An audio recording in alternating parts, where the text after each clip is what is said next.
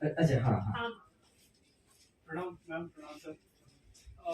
मेरा सवाल थोड़ा सा किताब से हटकर हो सकता है, पर आज के विषय में इतनी बार जो प्रेम का उल्लेख हुआ है उससे है। और मेरा सवाल एक्चुअली आप तीनों से ही है। अ, प्रेम एक ऐसा विषय है जो पिछले कुछ 4,000 सालों से एक आदमी के लिए एक ज़रूरत के तौर पर, और एक पुरुष के लिए एक ज़रूरत है, और एक स्त्री के लिए समर्पण है।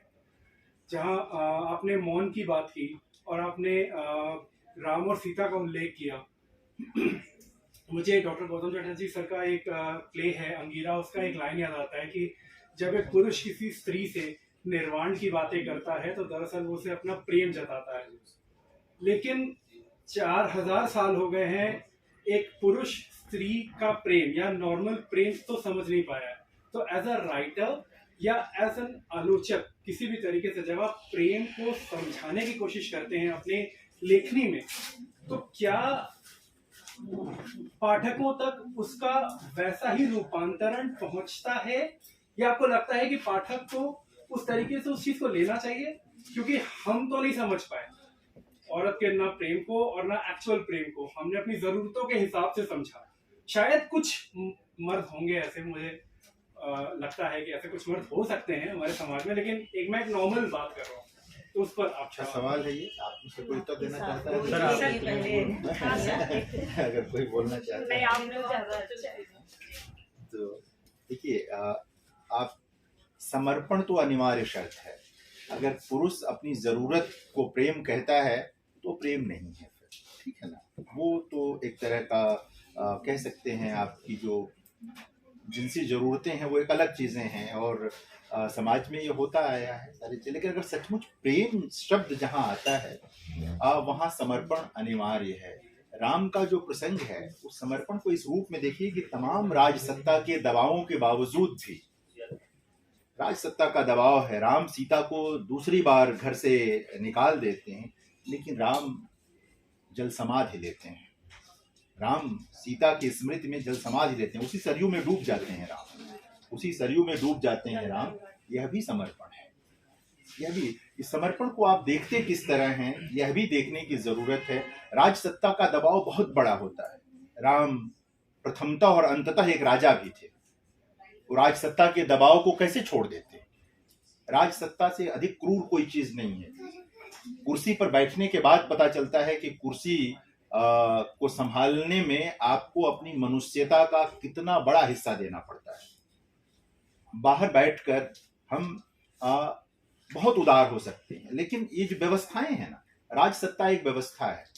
तो राम उस राजसत्ता के प्रतीक के रूप में देखेंगे तो आपको लगेगा कि उन्होंने अन्याय किया। लेकिन जब आप राम को एक पति और प्रेमी के रूप में देखेंगे तो अपने जीवन को समाप्त कर दिया,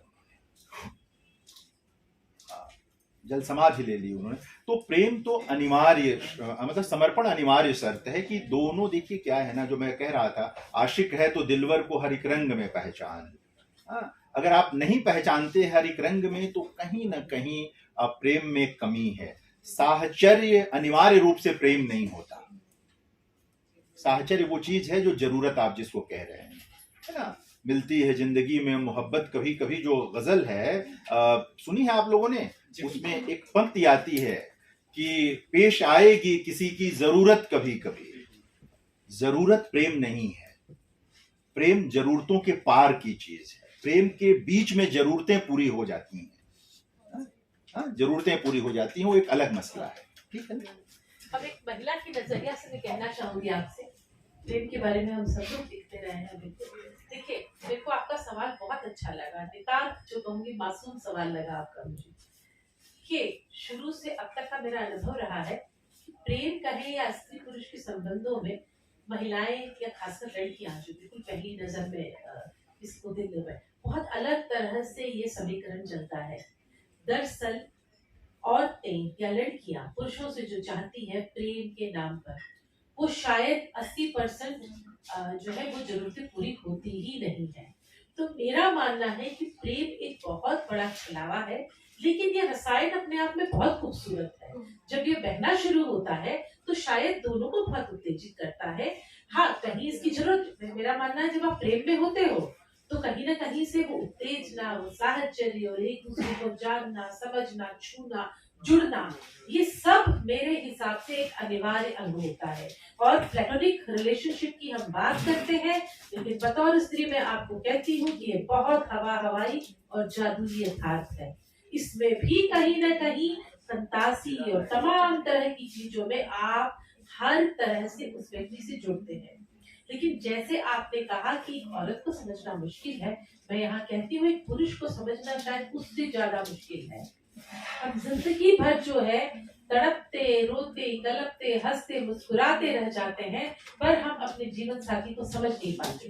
हमें लगता है हमें अपनी हर बात उनको जताने की जरूरत क्यों हो। जब हम प्रेम में हैं तो उनको ये बात समझनी चाहिए कि हम प्रेम में हैं और ये हमारी जरूरत है, ये उनकी जरूरत है। और मुझे लगता है ये जो जादू है ना स्त्री पुरुष के बीच, जिसे हम प्रेम कहते हैं, वो इसे इसी तरह बरकरार रहना चाहिए।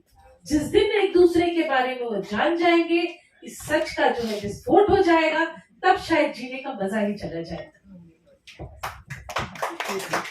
चीज बराबर याद रखना चाहिए कि प्रेम देह के साथ शुरू होता है, लेकिन जो देह तक ही टिक जाता है फिर वो प्रेम नहीं रहता है, वो उसके पार जाता है, वो उसके पार जाता है। देह के साथ शुरू होता है लेकिन देह की अनुपस्थिति में भी जो बना रहे वो प्रेम है। मैं इसको थोड़ा, मैं अपनी दृष्टि से मुझे लगता है कि प्रेम में भी बहुत प्रैक्टिकल रहने की जरूरत है। बहुत इमोशनल होकर के समर्पण कर देना मैं सही नहीं मानती हूँ।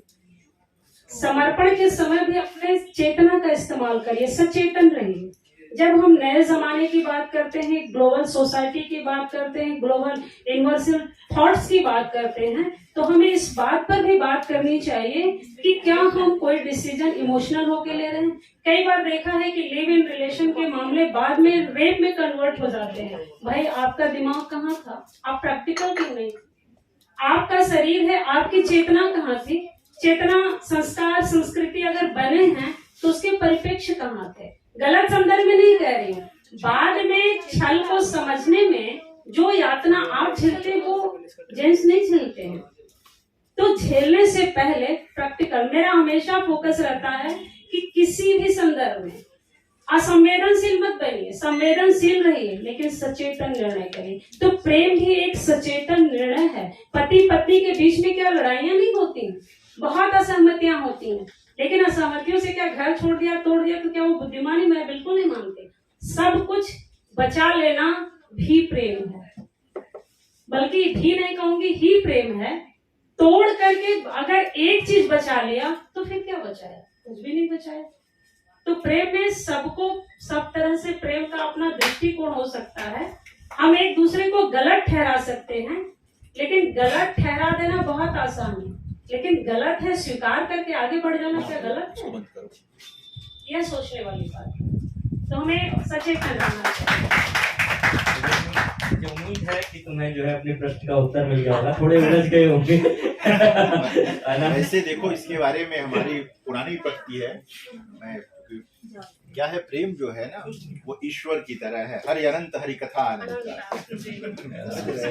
तो इसलिए धीरे धीरे समझ में आएगा। और हम तो उस पीढ़ी के हैं कि अगर तुम मिल जाओ जमाना छोड़ देंगे हमारा, तो हमको थोड़ा और समझना चाहिए। लेकिन मुझे लगता है कि थोड़ा बहुत सार्थ और सीमोन की बहस को अगर हम थोड़ा और पढ़ें तो शायद उसकी कुछ गहराई में और जा सकते हैं उसका। तो मैं दरअसल अब इस किताब को इस रूप तक हमारे बीच में लाने वाली जो है नीरज शर्मा जी से आग्रह करूंगा कि वो कुछ इस पर अपनी बात रखें या कुछ कहें। और ये किताब जितनी खूबसूरत किताब हमारे, हाँ सवाल अब हो गया, अब हम यहाँ से जो है एक और बात आप कर लीजिए। इस किताब की एक और खास बात है रेखा चित्र जो इन्होंने बनाया है, इसके बारे में हमने बात ही नहीं की। अच्छा, वो भी एक चेहरा है। मुझे लगता है कि जो कहानियां हैं वो तो अपने आप में है ही, पर जो रेखा चित्र है, जो कवर है, इतना खूबसूरत है, वो भी लेखिका ने ही बनाया है। तो फिर उसका भी मुझे लगता है कि उनको बताना चाहिए कि आपका क्या बिल्कुल। आइडिया रहा। शब्द के अलावा चित्रों पर भी बात, वैसे तो शब्द ही अपने आप में चित्र के जैसे ही हैं उसमें सारे। और मैं बस ये जोड़ रहा हूँ कि मेरे साथ एक बीटेक वाला लड़का रहता है, जब मैं इसको जोर जोर से पढ़ रहा था तो मतलब मेरे से ऐसे पीके बोला पीके मैंने कम से कम जो है अपने स्टेटस के लिए इसमें से 25-30 लाइनें नोट कर ली हैं। तो मैं मैं ये समझ रहा था, आज वो अंदर बाहर थे तो मैं जोर जोर से पढ़ रहा था, तो उसने जो जो ऐसे आई नोट कर ली। तो हाँ, आप कंटिन्यू।